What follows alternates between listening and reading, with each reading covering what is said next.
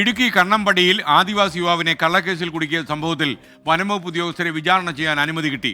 ഇടുക്കി മുൻ wild life warden V Rahul ഉൾപ്പെടെ 10 ഉദ്യോഗസ്ഥരെ വിചാരണ ചെയ്യാൻ സർക്കാർ അനുമതി കൊടുത്തു. കട്ടപ്പനയിൽ നിന്ന് രാഹുൽ വിജയൻ തത്സമയം. രാഹുൽ, ഗുഡ് മോർണിംഗ്, പറയൂ.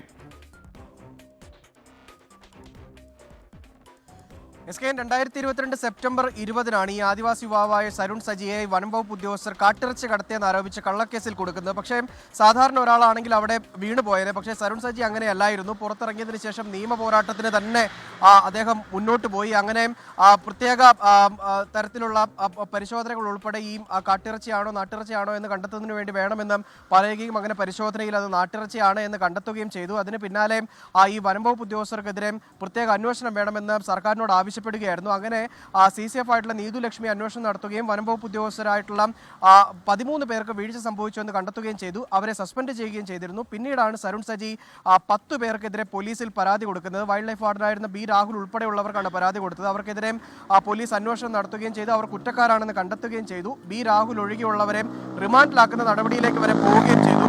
പക്ഷേ ഇത് ഏറ്റവും പ്രധാനപ്പെട്ട കാര്യം, ഈ കുറ്റപത്രം സമർപ്പിക്കാൻ ഇതുവരെ കഴിഞ്ഞിരുന്നില്ല. ഈ കേസ് അന്വേഷണം പൂർത്തിയാക്കി 2 വർഷമായിട്ടും അതിങ്ങനെ പോലീസിന്റെ കയ്യിൽ ഭദ്രമായിട്ട് ഇരിക്കുകയായിരുന്നു. സർക്കാരിൽ നിന്നുള്ള അനുമതി ലഭിക്കാതിരുന്നതാണ് അത് വിചാരണ ഉൾപ്പെടെ കുറ്റപത്രം സമർപ്പിക്കാൻ കാലതാമസം ഉണ്ടായത്. എന്തായാലും ഈ പ്രോസിക്യൂഷനുള്ള അനുമതി സർക്കാർ നൽകിയതോടുകൂടി ഇനി അവർ വിചാരണ നേരിടേണ്ടി വരും.